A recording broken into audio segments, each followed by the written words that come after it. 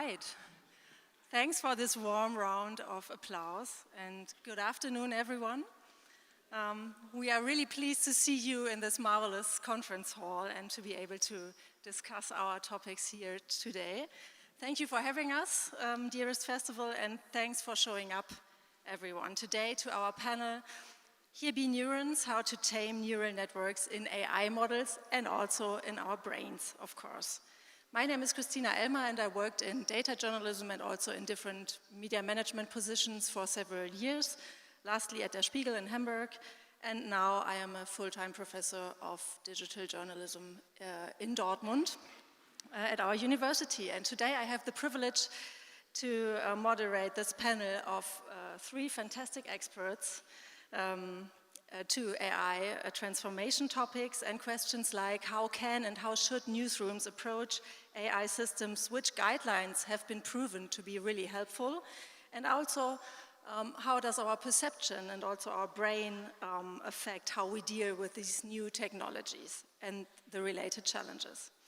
I'm really delighted to discuss these and other questions today with my further panelists. So there is next to me Uli Köppen. She is head of the AI and Automation Lab at the German Broadcasting company, which is a public broadcaster, Bayerischer Rundfunk. She has a passion for the intersection of content, of product and digital strategy, and she's also one of the leading experts in Germany regarding algorithmic accountability reporting. Then we have Maren Urner. Maren is a professor of media psychology in Cologne. She has written several best-selling books and she has also founded a medium for constructive journalism, which is called Perspective Daily. Welcome. And then we have Olle Zachrisson. He is head of AI and news strategy at Swedish Radio, which is also a public broadcaster. And he's one of the organizers and the hosts of the Nordic AI and Media Summit that happened in Copenhagen last week. So maybe we can get some of your insights from last week here today. So maybe please give a warm round of applause for these three colleagues. Thank you. Let's start with the title of our panel. We've been inspired by Here Be Dragons, which was used on maps to mark dangerous territories. And a few years ago, I would assume that for most of us, for most of you, and especially also for newsrooms, artificial intelligence was this kind of new territory. And even today, it is connected to quite huge fears, but also great expectations. And now I would say, as ChatGPT has been there for a while, like for 1.5 years, we are a few steps further ahead. But I'd like to pose the first question to you about this discovery process. How did it work out and what have you learned? Uli, maybe you. Well, let me draw this little excitement curve for you, because I think last year when we've been sitting here, we've been talking a lot about how to apply generative AI and how to really make it useful for the newsroom. And now we're taking a step back. We're thinking about our values and how we can use our values to use generative AI and AI in general. And I think that is a very good thing. And I want to use this very special moment in time to remind us all to build and strengthen our backbone as a society. And this is also what we've learned, how important it is to strengthen our ethical backbone.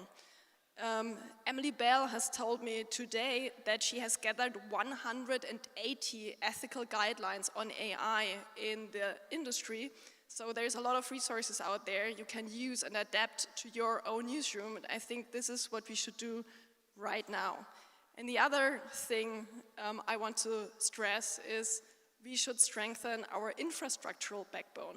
These are those very boring things such as APIs and data storage and how we think about data in a newsroom. And this really is the basis how to use AI. And I think these are our two most important learnings and the two most important things we have to do right now, we as Bavarian Broadcasting, but I also think industry in general. Maren? Yeah, I'll continue, and I have to go back a bit more in time because obviously I'm the odd one out here as the neuroscientist, and I studied actually cognitive science, and there you have this main division between artificial and human or natural intelligence, as we like to call it, always. So how I got to know AI was like by trying to learn programming and seeing very slow robots trying to play soccer. And that was way before anybody in journalism, except for tech journalists, were talking about AI. So that was really my encounter, and that was back in 2004 and 2005 with AI. And then I got really surprised because it was this kind of silent period in between where people who were working in the tech fields were talking about it, but it was mostly not a topic people in journalism or generative AI or anything was like no term used by the daily news. And then I got really excited, as you said as well, 2 years ago, 1 year ago, 2 years it was starting up 1 year ago was really, I think, the peak.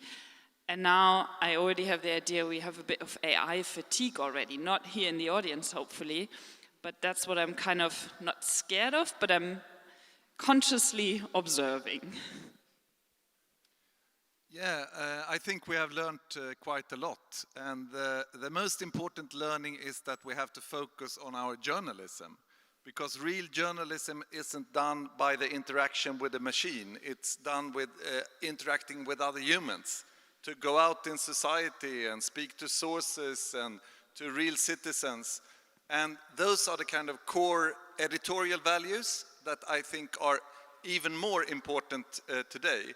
Because of course we see already this kind of flood of AI-generated content, both from media companies, but also from different kind of disinformation actors or whatever. And we as serious brands, and especially public service broadcasters, have to help people to navigate there.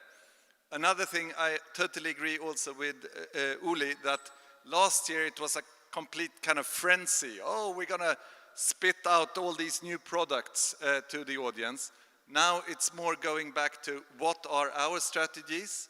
In our case, we're an audio-focused company. So, of course, for us, it's more interesting to focus on the kind of audio parts of AI, but also, for example, not starting with cloning voices of our hosts, for example, because that's not in line with our values. So I think we have calmed down a bit since last year. Yeah, thank you so much for sharing these learnings. And maybe you all in the audience are already thinking about, is this the way I experienced it, or is this anything different? So this is why we just wanted to dedicate the next 3 minutes or so for little short conversations within the audience. So maybe you can just now turn to your neighbors and take the time, say hello, get to know them a little bit better, and maybe even talk about your perception and how this changed regarding AI during the last 1.5 years. So time is running. You have 3 minutes and we will come back to you later.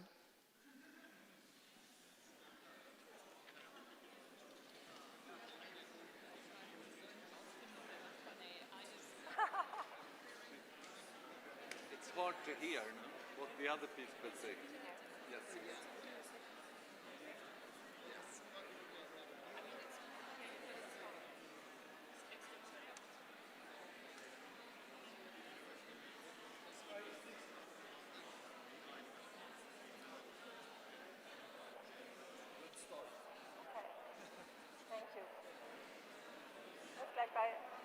Olle hat ja gerade schon über Strategie gesprochen. Ich frage dich dann jetzt mit Strategie, also mit welcher Strategie ihr rangegangen seid. Mit welcher Strategie ihr rangegangen seid, würde ich dich gleich fragen, weil er ja gerade schon über Strategie gesprochen hat. Ja, kannst du aber auch. Kann ich auch fragen, mit welcher Strategie du die Challenges gelöst hast. How are real people receiving? How is the audience perception? Maybe, for example, with synthetic voices. Because, yeah, exactly. Because there's, I mean, we now have in medicine, we have the option of, like, for example, depressed people, they talk different than Miteinander. Was werde ich denn tun? So that's really interesting also in terms of like, how do we measure Ja, über etwas anderes reden. because what people see. Das ist krass. Ja, ich verstehe euch auch kaum. Ja, ist richtig. That's really interesting in terms of like, Ja,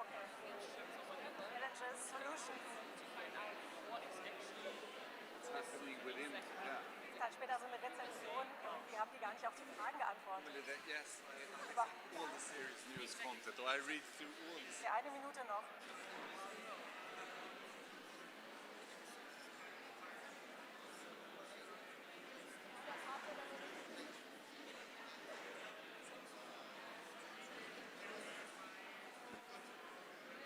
Livestream, so alle so, oh.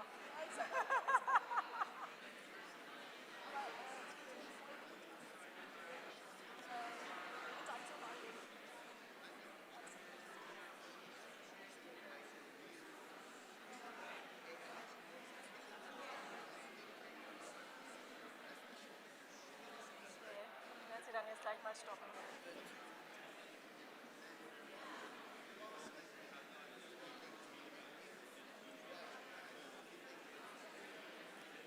Thank you very much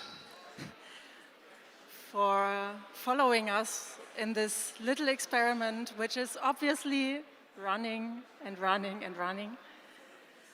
That was a quite impressive mumbling session, and we can tell you, of course, that you can continue in your conversations afterwards.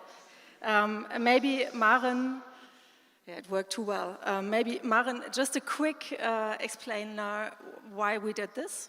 The quick and dirty neuroscientific interruption here. We ask you to talk to each other because that's, of course, doing something completely different than just listening and perceiving. Because, as we just realized right now, it's almost hard to turn you down again because your brain is on fire, because you're all social animals, you're all emotional animals, and you interact with the content differently, and hopefully you'll be even more perceptive to what's coming next. And that's the end of the neuroscientific intervention. Please take animals as a compliment. And yeah, so we've been in the details quite a bit in the first round, so maybe just to connect to that, Ola, you just told us about strategies and your values. So is there a concrete project that maybe you can tell us more about that combines the values and the AI strategy that you are pursuing? Yeah, I mean, we were all over the place a year ago. It's like, okay, what are we going to use this tech for? And maybe not starting with a clear idea of what value we wanted to create. So I think we have a little bit of a clearer picture now. Then, of course, we have different strategies of also making stuff happen. Because it's one thing sitting in a panel like blowing hot air, and it's another thing going back to your media organization to actually do it. And so the big strategy is to focus on fewer things. I heard in a sister company in the Nordic, they have 171 AI experiments going on. And of course, that's good, because you have to be decentralized and try things, but you have to focus on some key projects. And that then you have to go back to your overall strategy. In our case, audio. And for example, one project that we're doing now is to do transcription of all our audio in the app. So people with hearing difficulties. And there are actually 1.5 million Swedes out of a population of 10 million who have some kind of hearing difficulties. And they can't access our content. And that's a really good way of finding a strategic use case, which is an accessibility question, also very much in line with our public service mission. So I think you have to go back like that to your mission and try to define your AI goals.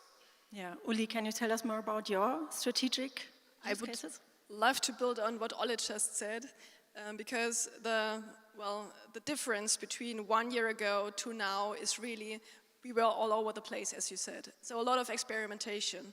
And also at Bavarian Broadcasting, we are having 3 teams working on AI and also on data journalism. And we had a very nice bottom-up movement. So we had already 9 years ago our data team, and already, I guess, 4 years ago, our AI and automation lab. So we had the skill set built within the newsroom, and it was a bottom-up process. So the teams and the newsroom really could prioritize what we are up to. And now, as we do have the need to also prioritize and decide what do we want to do as a media organization, and even for German public broadcasting as a broadcasting network, which is big. We also have a top-down process right now, and we're developing that. And it's very interesting how it will, well, pan out, how the top-down will meet the bottom-up process, and I will be able to tell you more in a year, but what I can say right now is we are trying to build networks, which is very unusual in a more or less legacy system, where things also work very hierarchical. So I guess that's the idea, and I can tell you more in a year. Okay, what a great teaser. So we've learned a little bit about your work circumstances and environments. And Maren, I just wanted to ask you, I mean, you are working at the university with students who are maybe already, is everyone using ChatGPT? And also, I mean, how did you tackle the challenges regarded to that? Yeah, I just recently, I think 2 or 3 days ago, I read a poll among German universities and education or higher education institutions, and it basically said that on average 2/3 of the students are already using ChatGPT in order to do their homework, in order to prepare presentations and so on. And really early on at our institution, because it's focusing on media, which is of course an advantage, and it's thereby also a bit smaller, so you have, let's say, quicker and more dynamic processes, or you can set something up more quicker than in a hierarchical, like, big ship, right, where you have lots of, I don't know, legacy to carry. And basically what we did is like, okay, we don't want to start this cat and mouse game where you basically try to check whether they used it or not. We go in with an open conversation, like saying, okay, it's there now, so how do we deal with it as not professors who try to hunt students who used it and then try to grade down their marks or whatever, but really try to find ways, okay, what does a paper written with the help of ChatGPT means now. And then we adjusted the guidelines, so basically people have to, or the students have to sign now not only that they prepared it themselves, but there's also an extra page or extra paragraph that says whether they produced it with the help of ChatGPT or similar services, and then they of course have to link to that in the references. So I think that's really also this learning process, like not saying, okay, this is bad and we have to hunt it now, but really say, okay, it's there, we humans created it, it's not something falling from the sky, so how do we deal with it in a good way? Just like Ola said as well, like use it, for example, to reach people that couldn't use it before. And how did you, for example, handle this education challenge in the newsrooms? I mean, we have a few experts and teams, but you also have to really bring the skill set to the whole editorial newsrooms, right? So how did you do that? Yeah, that's a very big challenge because, of course, you have some early adopters and some people who are very interested and some are medium interested, but the majority of staff members, they're just going to the work and doing their job every day. You know, they're not kind of, oh, I'm using this new AI model to do it. And for them also to talk about kind of ChatGPT or OpenAI, it doesn't have a positive ring to it for them. They are like, ChatGPT, that's the thing that is hallucinating, right? Making up fake facts. Oh, we shouldn't do that. So for them, it's not a positive thing.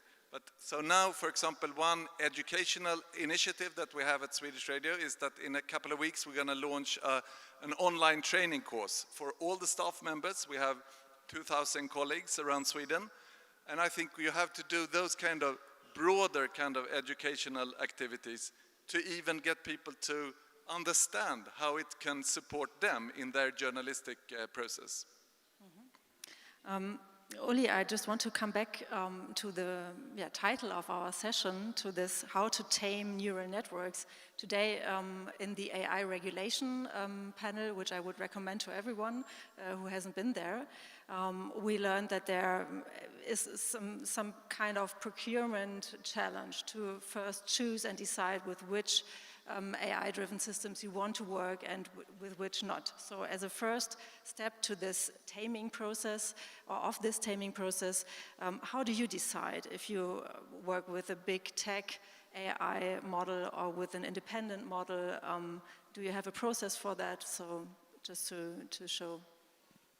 Yeah, sure, we do have our ethical guidelines, and those guidelines the external guidelines are very high fly. I don't know if you know them, we've put them out 2020 and now we are rewriting them.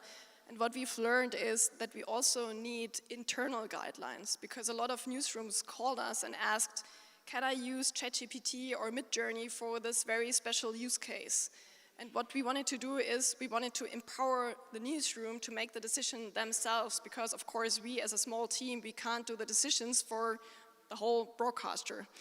And this is why we worked on 10 questions with our legal department, and those 10 questions are guiding the newsroom to make the decision themselves. And if they don't feel comfortable to do the decision themselves, then they can address an AI ethics board and they help with the decision. So that is our ethical backbone we just built. And we just started this work with the internal guidelines. So again, in a year I can tell you more. Do you have them already? Like concrete rules with which AI models you are working in your product processes, for example? We don't have any guidelines guiding us on what models to kind of choose from or to buy, but we have quite a lot detailed guidelines for how to use the models. And for example, one thing that it's a key thing for all media organizations is of course that you have to have human supervision of what you use the models for, because we don't do any kind of generative AI as an automation directly out to the audience. But another thing also is that, of course, how we protect our data or handle these prompts, for example, that we do. We don't want them to spill out to OpenAI or any other tech giant. So to do it in a safe way, like a walled garden where we don't have any leakage of maybe sensitive information, those kind of principles we have in our guidelines. Is it something different for a public broadcaster in the end compared to private companies? I mean, maybe your ethical values should be stronger, so what do you think? Absolutely, because we also have the task to raise literacy about AI, about algorithms, about data, which is why we specialized in algorithmic accountability reporting, and we are always lobbying for more teams jumping on the speed, because, well, we have algorithms everywhere, I don't have to tell you, and this is kind of a horizontal beat, I would even say.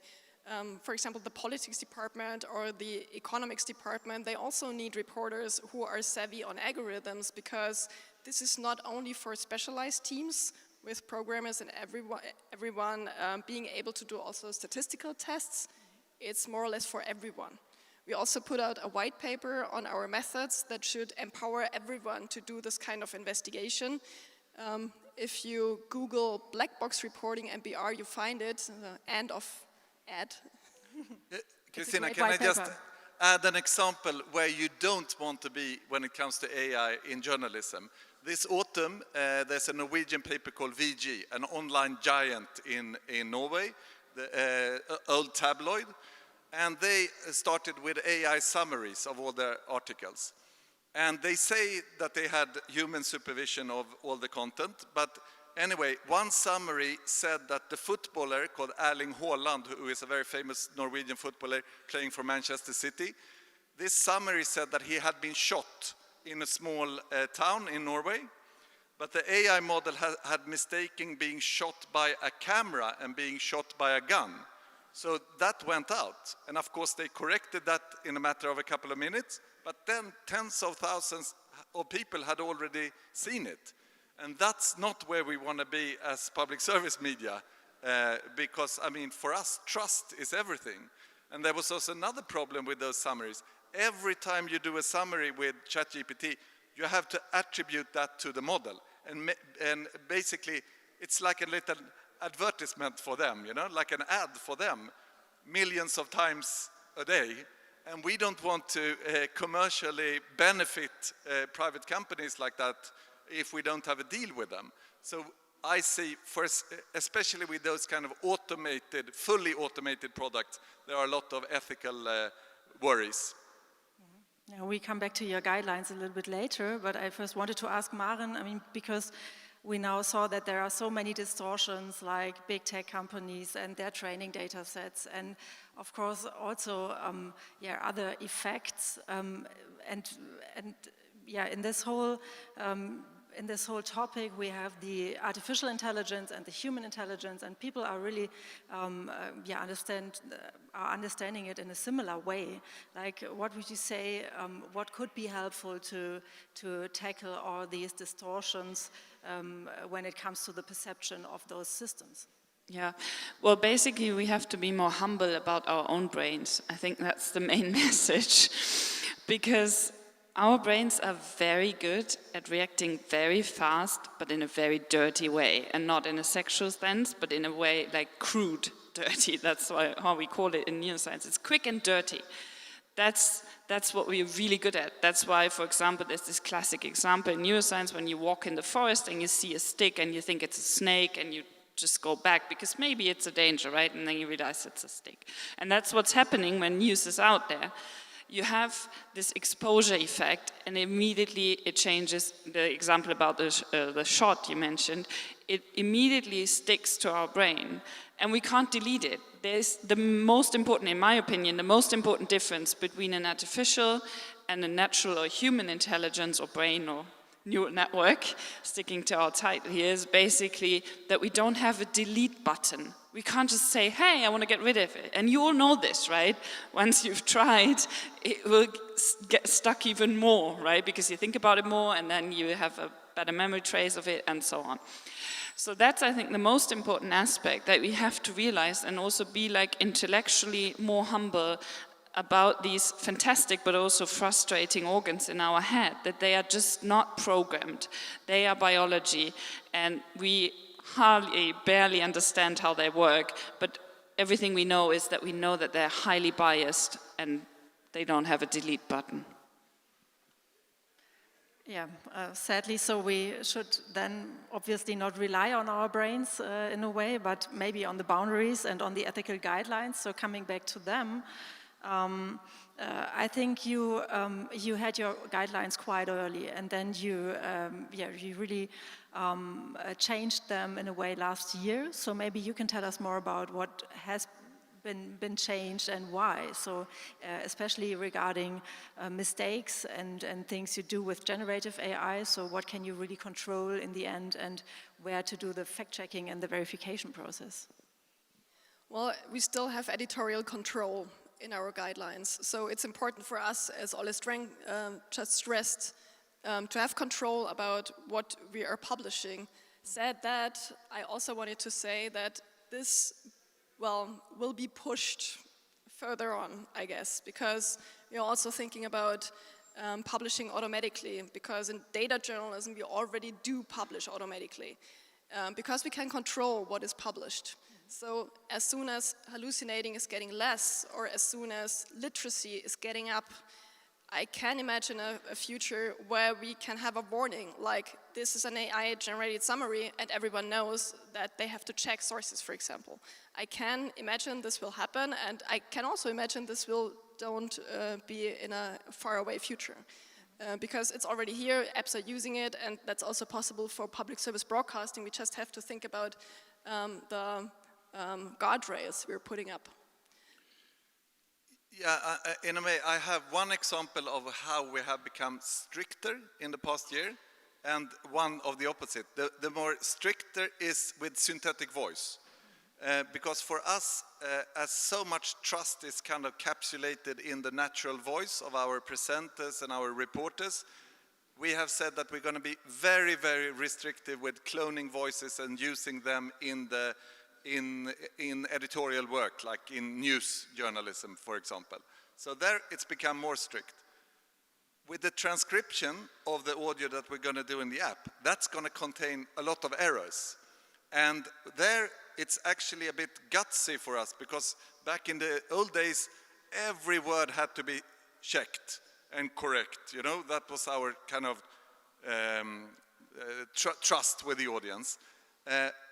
Or vow to the audience, whereas now, yeah, we think, because there's a greater goal there for this accessibility. So if we're just transparent to the audience and say, this transcription has been assisted by an AI and can contain errors, then we think it's more okay to try it. So I think the kind of, what you call it, deliberations about where to use AI has become more sophisticated over time, and every organization has to figure out what is right for that organization. What we also added to our guidelines is we want to avoid to talk about machines as if they were humans. And this is what we've learned in our algorithmic accountability reporting, because it's really hard to put that on paper. Like Elisa is sitting here, we've done a lot of work together, and it's so hard to get that written down and still have it readable. But all those metaphors we love to use as journalists, like machines think, machines do, machines act, that is really, I would say, a bad thing right now, because machines are machines and they are not humans. And this is the point where we do have agency as journalists, one of the few points where we do have agency. We should describe machines correctly and precisely as machines, and we've even put that in our guidelines. And maybe even not only say the AI did X, Y, or Z, but really differentiate in the way you describe the AI system that is trained to do X. Yeah, okay. You talk about synthetic audio, and I mean, synthetic media is also quite a huge challenge for everyone who is investigating material online, I would say, in a broader sense, because now we have this deepfake issue, we have technology that is really capable of producing quite impressive examples or results in this field. So labeling is one thing that is also part of the AI Act as a measure to really get to grips with that. What do you think? Is this really feasible or even enforceable, or would it even make more sense to label the quality content from journalism? I might be wrong, but the AI Act, it's not a big headache for us as media companies. Because when I look at what are the categories of really high risk, like face recognition, for example, we're not going to do that anyway. And at least also they have added kind of, maybe you do it in the archives or whatever, yeah, but maybe. But they have also said that they're going to be journalistic exceptions. So if you have editorial control of even also synthetic media or synthetic voices, then it is not regulated by the AI Act. So yeah, as I said, I might be wrong, but it's not a big headache. But that doesn't mean that we don't have to kind of self-regulate. We have to, because we have to face up to our audiences. And a good example is that now in Sweden we have just released a recommendation standard for transparency. Like, when do we have to be transparent about the use of AI in journalistic products? And that is also because we don't want to wait for politicians, you know. We have a responsibility to the audience to act now if we think if it's fair to do that. And so we have said that when AI is having a significant impact on the journalism, we're going to explain that in a standardized way in newspapers, in TV and in radio, so that becomes a kind of industry standard. So I think that's a pretty good approach, that we can collaborate between media companies to make it clearer to the audience what the hell is going on. Yeah, the other side to the labeling thing is, of course, that there are humans perceiving it, or with their perception of labels and AI content. And Maren, I was just thinking about the more or less blatant nature of really many of the deepfakes we see today, and even the disinformation campaigns that are quite successful in the end and are sticky. So is it really about the facts and if I can recognize it, or is it something else that we would have to deal with in the end?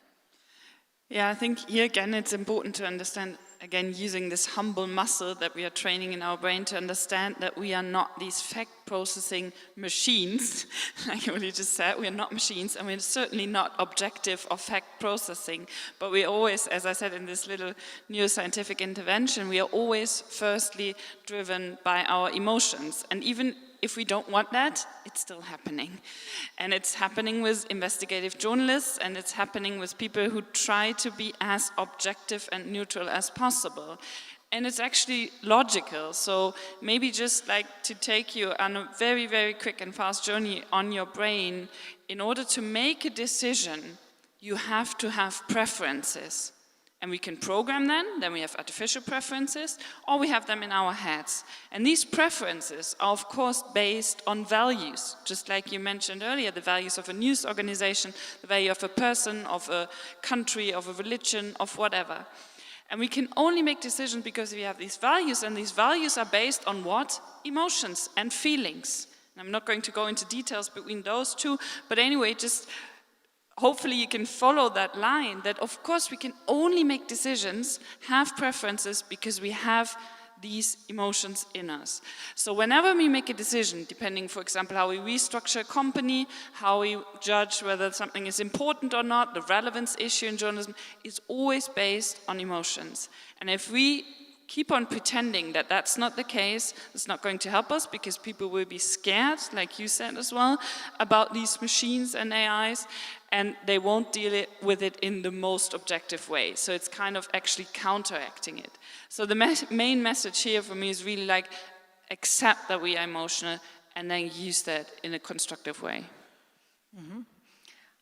Finally, as time is running out slowly, but definitely, I would like to really draw an outlook into the future, like in 10 years or so, when you just try to imagine the media landscape and the way people will consume or will be delivered with news and with media content. So what would you think, which role does AI-driven content play then, and how does this affect your strategy today? So what do you expect the future to be? Maybe Uli.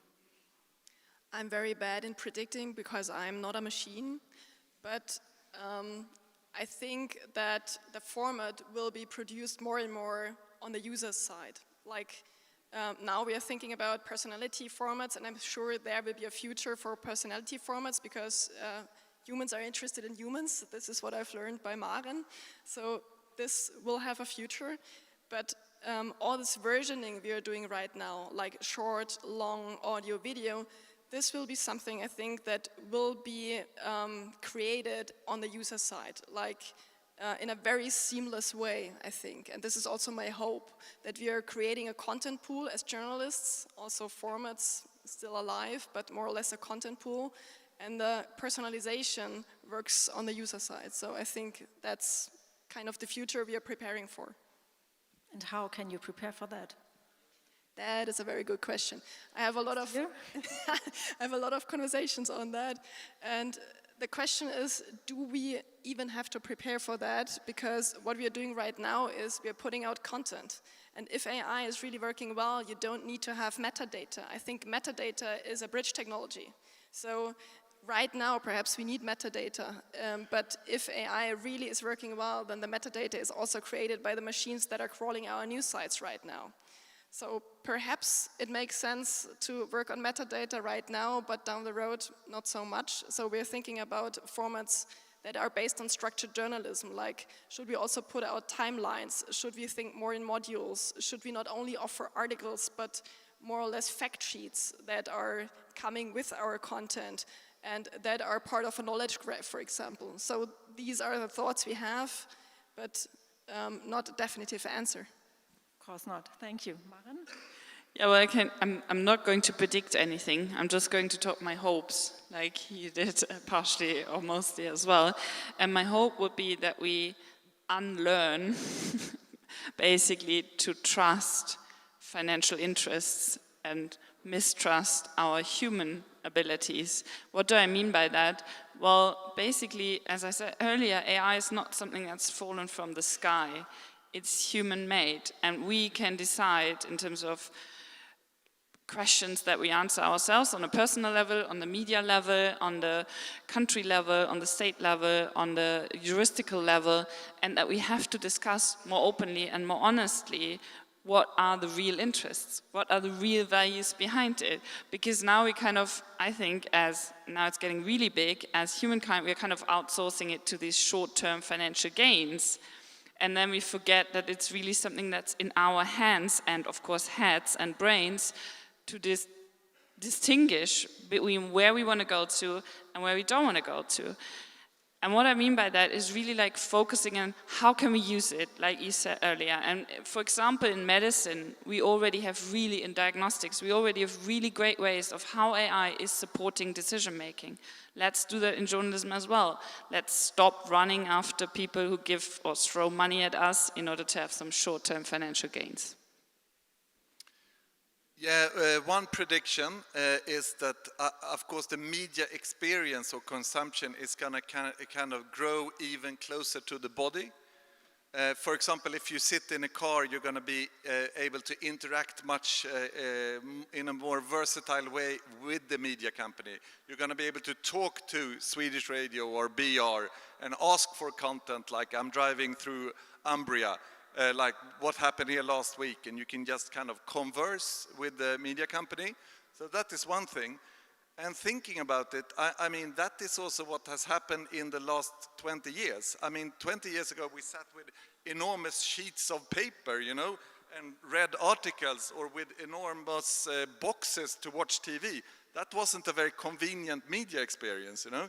So I think that is, AI is going to trigger even the next generations of this kind of almost biological, biometric media experience, if that's even an expression. And I hope that there will be room for serious journalism in there, that you can actually ask for them for a sophisticated analysis, or actually understand something more about the world, than to just get those neurons going and those short kicks and stuff that you see on the social platforms today. So I really think that we have to fight for real journalism. Sounds exciting, of course. And before we open up for questions, I would like to have a short round of takeaways, because, of course, we all want to get there finally, and also to save journalism. But in the end, AI fatigue, as you already said, may be really something to avoid until then. So what can you tell everyone in this room how to really take care of this topic, and how to stay interested and focused, and also maybe do it in a value-based way? So what would be your recommendations there? Maybe you want to start? AI is not the goal in itself. It's what you use it for. So if you use it for better journalism, what should that journalism be? So just see it as a tool, and then if you're a journalist, go out in society, don't sit behind the desk all the time. Maren?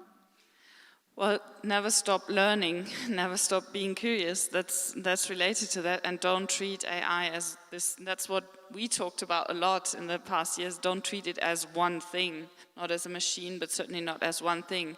It's a huge toolbox that we can use to be better humans, better informed humans, and more curious humans. If I have one takeaway to say, then I would say touch the infrastructure of your media organizations, because this really is the basis you're standing on if you want to use any kind of AI that is not working in a browser.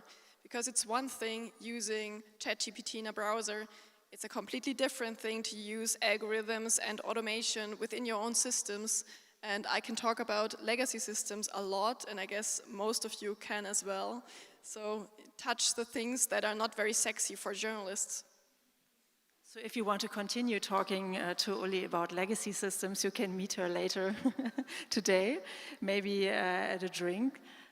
So are there questions in the audience? I can't see anything. So do you have a mic? All right. Yes. Please. Yeah. Hi, sorry. So I have a question for three of you. We have audience editors in the newsrooms. Sorry for the... don't you think that there is time now to have neuroscience editors in newsrooms? Oh, well, certainly.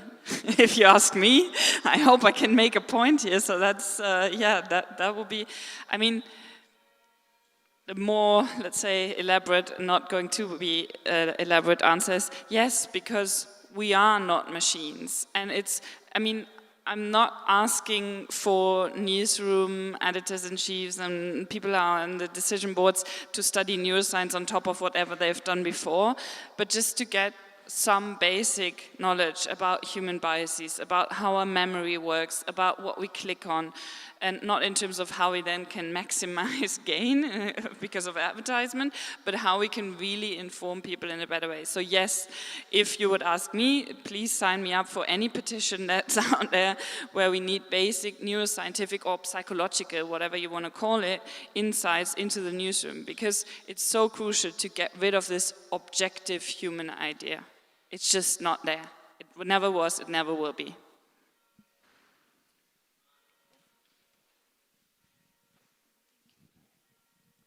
Hi. So my question is, we already know that AI models language models are being fed on data that is provided by humans, generated by humans, whether they are text or videos or pictures. But what are we gonna do in the future when AI tools or AI itself starts like learning from itself? Because I think this is gonna happen at some point, and because I think there are gonna be many consequences of this, including the hallucinations we're already seeing now, and also since it's gonna be learning from itself, we're gonna have like a never-ending error chain that's gonna be repeated over and over again. So how do you think are we gonna deal with this in the future? I think it's a really interesting discussion. I don't have any answers, but of course a big debate going on around at this moment is that the big tech giants don't have enough more data to train on. So they're going to start training on the self-generated data, and it just becomes this kind of circle. And of course, that is terrible when it comes to kind of reinforcing just stereotypes and what is already in the existing data. But me as a journalist, I mean, what is good journalism? It's not just reinforcing what you already know. It's surprising people with new perspectives. So I think for me, journalism has an even more important role to create kind of new, surprising news journalism than just this kind of loop of data that you're talking about. I guess we can do both. We can offer our own content as verified content, very useful content for those machines to make the algorithms better and to make the media experience better.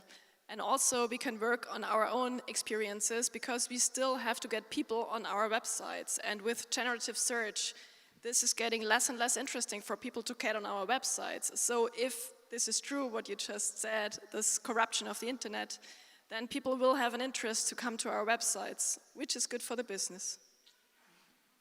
This could be the good way, yes.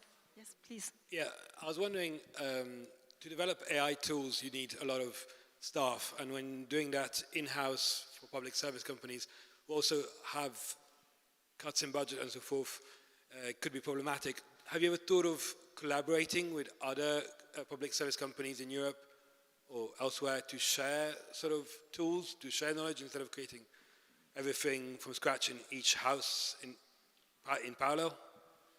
We're actually doing exactly that within the EBU, you know, our broadcasting union, because within the EBU we have 45,000 journalists and a combined news budget of 7 billion euros a year. So we're not big individually, but together we're a pretty big family. And for example, one project that Uli and I are both involved in is a database of public service journalism that we have. And it actually contains 2.5 million articles from all around Europe, and we add around 3,000 new articles a day. And there we develop different kind of, or try out different kind of AI techniques. Translation, transcription, automatic tagging, and now also this what is called conversational news search. So you can just kind of put any news-related question to the archive and get answers just from trusted journalism. So you have a very good point that we have to collaborate more, don't you think, Uli? Collaboration is key, but I guess everyone is very open to that. And I even think we have to collaborate with other industries and also with science, which is why we've built our AI for Media network, where scientists and journalists can work together on AI use cases. So collaboration is absolutely key, but I guess everyone is up for it. And there's another question down there, but I'm not sure if we can take it. Maybe one last. There is one. Yes. So where is it? There's also one, sorry. I think, yeah, there should be just one because we have to close. I have a question referring to guidelines. You talked a lot about transparency, and the first thing that came to my mind is cookies. When I go to a website and there's like, this was also like an idea of transparency, making like marketing cookies more transparent and like showing people, okay, this website is using cookies, but at the end, everybody's just clicking okay, and no one really questions it. And I feel like there could be the chance that this is happening also with AI content when it's getting more and more. How do you think we should address this issue? Thanks for this excellent question, because we thought about that quite a lot, and this is why I said before that we will push those boundaries and those guardrails we are putting up right now. What we are labeling today might not the same thing what we will be labeling in a year from now, because people are getting used to certain AI usages. And I guess it makes absolutely sense to not only have that as kind of a fig leaf in front of our websites, but well, really something that reminds people that this is not real content. But I guess where we need that and how we need that will be developed, and we have to be flexible about that. So flexibility is key there, I would say. I think the question is really good. Just a short point. I mean, it's a serious debate going on that whether on our platform, for example, at Swedish Radio, should you mark out AI content, or should people trust that your brand is the guarantee for trustworthy content? Because if you start marking out a lot of stuff with AI, people are maybe thinking like, okay, that's not trustworthy content. I have come to the conclusion that some of the stuff that is really like affecting the journalism, for example, a synthetic illustration or an image, people have the right to actually know that it's generated via an AI model. But I think that also it's very important, and that is such a big difference between us and the social media platforms, that if you go into a serious media's website, you should be able to trust that it's not AI faked content that we publish there. So that's the trust by the news brand.